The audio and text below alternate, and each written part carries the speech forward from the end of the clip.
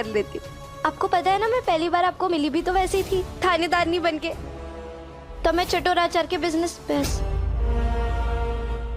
वसूलने। कौन सा अचार? चटोरा अचार। मतलब मैं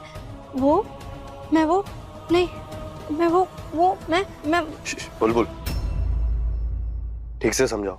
वो मैं और हमारी गुड़ की ढेली है ना, हमारा एक छोटा सा और प्यारा सा बिजनेस है चटोरा अचार का।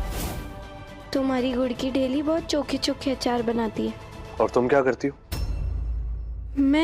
मैं उसका प्रचार करती हूँ और अलग अलग जगहों पे जाके उसे बेचती हूँ। और जो भी हमारी माँ की मेहनत के पैसे ना देना, उसे अपनी तरीके से निकलवा भी लेती हूँ, जैसे उस दिन निकलवाए थे। गीता जी का एक पैसा नहीं दिया, उनका बकाया अभी चुकता करो। इसका मतलब कि सप्लाई, डिस्ट्रीब्यूशन, मार्केटिंग, सेल्स, ये सब कुछ तुम संभालती हो? चटोरा अचार सिर्फ हमारा शौक नहीं, हमारी जरूरत है। हमारा पूरा घर ही उससे चलता है, लेकिन बाबा साहब को इसके बारे में कुछ भी नहीं पता है।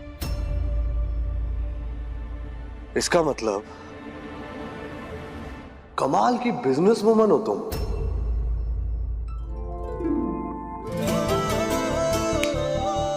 अमेजिंग बिजनेस वुमन, और आई एम वेरी इम्प्रेस्ड। हाँ? हाँ? आपको गुस्सा नहीं आया? नहीं। आपको बुरा नहीं लगा कि मैं ये बिजनेस करती हूँ? नहीं, क्यों? आपको बुरा भी नहीं लगा, आपको गुस्सा भी नहीं आया कि मैं ये बिजनेस करती हूँ?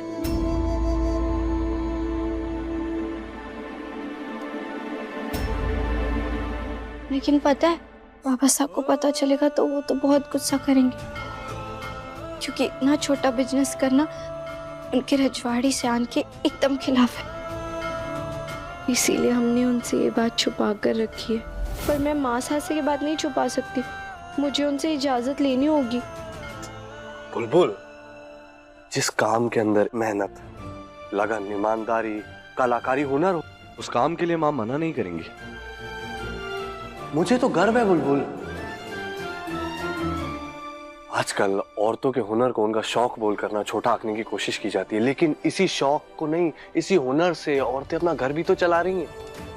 जैसे कि गरम मसाला, मसाले, पापड़, अचार, बैग, सिलाई, बुनाई, कढ़ाई, सब कुछ कर कर अपने पैरों पर खड़े होने की कोशिश कर रही हैं औरतें। अपना घर चला रही हैं, और ना सिर्फ घर चला रही हैं, अपने देश को भी आगे बढ़ा रही हैं। देश की इकोनॉमी, देश की जीडीपी को बढ़ा, आर्थिक व्यवस्था में अपना कंट्रीब्यूशन दे रही है। समझ रही हो तुम? और ऐसी औरतों पे, माँ के साथ साथ तुम और ऐसी औरतों पे मुझे गर्व है। सच्ची? हाँ? आपको हमारे पे गर्व है? आपको पता है, जब जब आपको हमारे पे गर्व होता है ना, हमारे को घूमर डालने का मन करता है। नटखट नटखट, हाँ बुलबुल चंचल प्यारी, हाँ बुलबुल छोरी मारी, हाँ बुलबुल बुलबुल बुलबुल।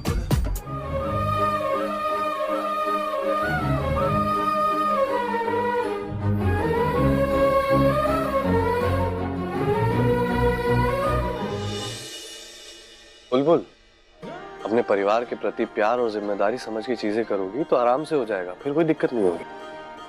और कुछ कहती है ना तुम, क्या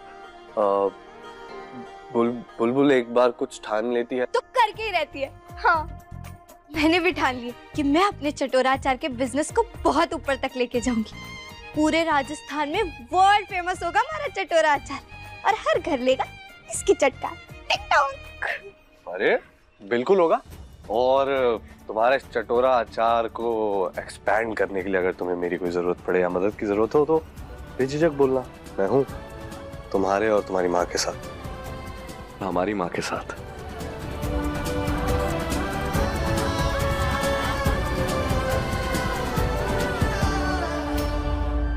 अरे वाह वाह वाह छोरी, आज तो कमाल कर दिया तूने। मतलब कार्ड भी चोखा बनाया और भजन भी इतना मीठा गाया। आज तो थारे को सगुन मिलना ही चाहिए, हाँ? है ना? देखा सुलक्षणा, देखा, बस सारे रीति रिवाज नहीं बोला। बोल बेंद्री, क्या चाहिए थारे को? एक इजाजत चाहिए।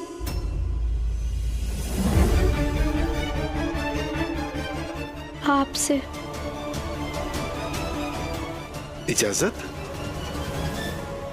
हमारा एक छोटा सा बिजनेस है, चटोरा अचार का। उसे आगे बढ़ाने के लिए इजाजत।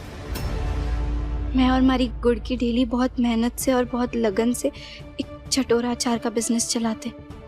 माँ अचार बनाती है और मैं उसे बेचती हूँ।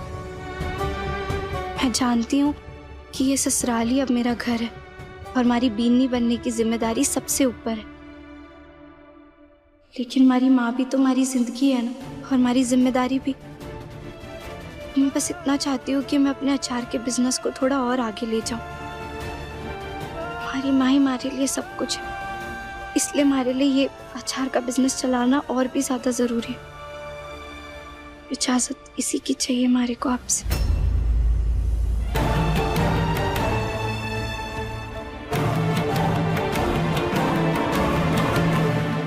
एक लड़की के लिए शादी के बाद उसकी जिम्मेदारी उसका ससुराल ही होता है।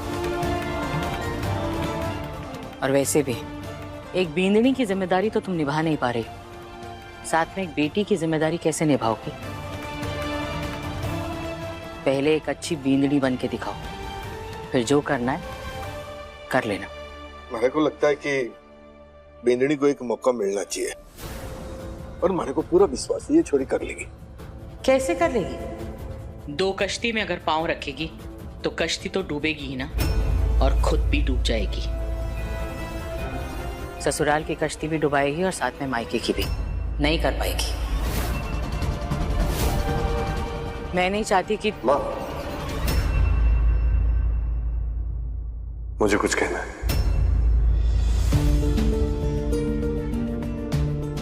माँ, बुलबुल ने अपने मायके की जिम्मेदारी उठाई है, और अगर अब वो अपनी जिम्मेदारी नहीं उठाएगी तो फिर तो मायके के प्रति बेईमानी होगी ना। और माँ, वीर प्रताप सिंह की पत्नी बेईमानी करे, बात उसकी पत्नी को शोभा नहीं देती।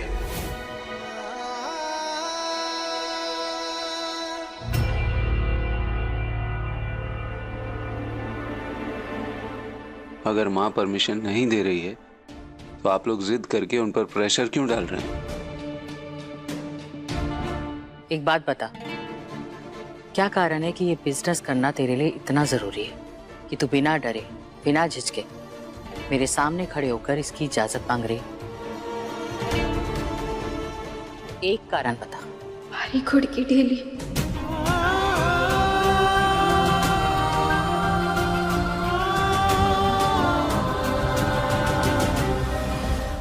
जा, दी इजाजत। Thank you, thank you. माँ, थैंक यू। पापा,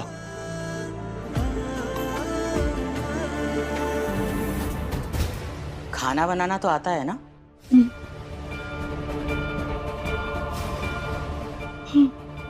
तो तैयारी करनी शुरू कर दो, सामान आता ही होगा।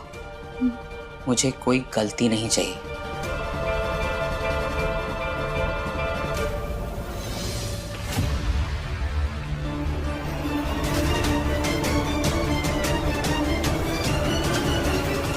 चोला चाचा साहब, आपको तो पता है ना हमारे को खाना बनाना नहीं आता। आज पक्का हमारे से कोई गड़बड़ होगी और मौसम हमारे को घर से बाहर निकाल देगी।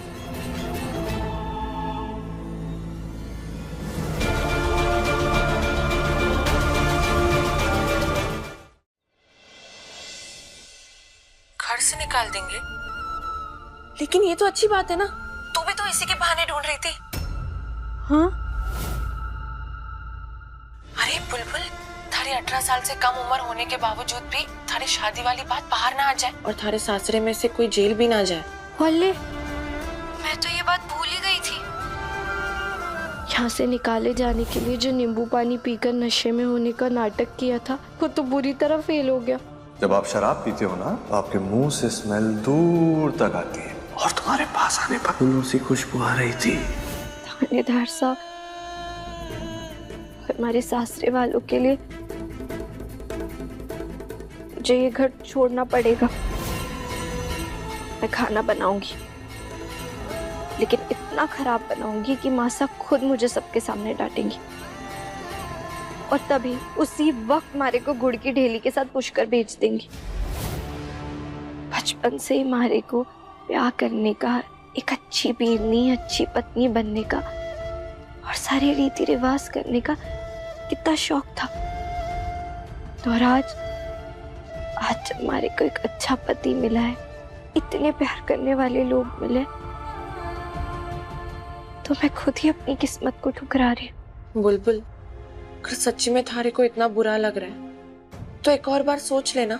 नहीं नहीं नहीं, सोचना नहीं है मारे को, जाना तो पड़ेगा ही। बाबा साहब को इतनी ताकत थोड़ी ना दे सकती हूँ मैं। और जब माँ साहब खुद मारे को इस घर से निकाल देंगी तो बाबा साहब भी कुछ नहीं कर पाएंगे। अब चाहे कुछ भी हो जाए, मैं अपने आप को इस घर से निकलवा के रहूंगी।